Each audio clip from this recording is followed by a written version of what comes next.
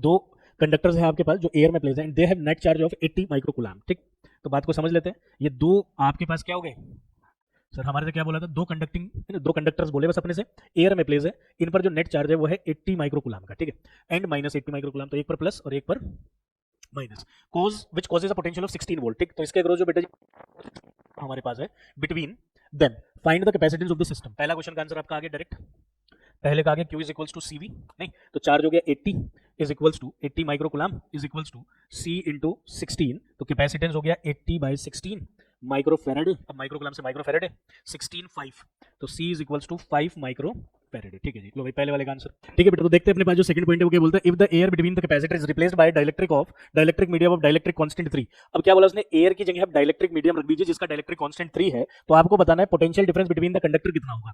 तो देखिए पहले से ही चार्ज था 80 माइक्रोकूलम से। ठीक है, अब आप इसमें डाइलेक्ट्रिक मटेरियल को इंसर्ट करते हैं, तो आपको एक बात ध्यान रखनी है, वैसे तो आप डायरेक्ट आंसर भी कर सकते हैं, पर क्योंकि सब्जेक्टिव पेपर है तो अपने को कैलकुलेट करना है। जब आपका चार्ज कांस्टेंट रहता है तो पोटेंशियल के टाइम्स डिक्रीज करता है। उसी बात को मैं यहाँ दिखाता हूँ कैसे। भाई आप लीजिए सेकंड पॉइंट।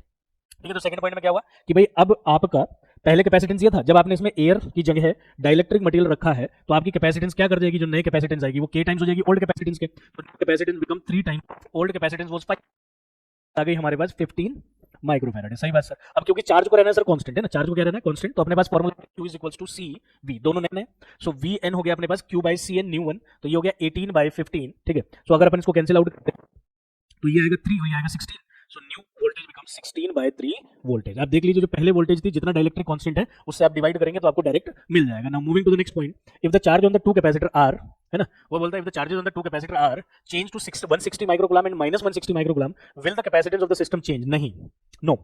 अभी तो आपने थोड़ी देर पहले बोला था, क्या बोले थे आप थोड़ी देर पहले, थर्ड वाले का आंसर हो गया नो, बिकॉज आपको रीजन भी देना है, बिकॉज कैपेसिटेंस डिपेंड्स ऑन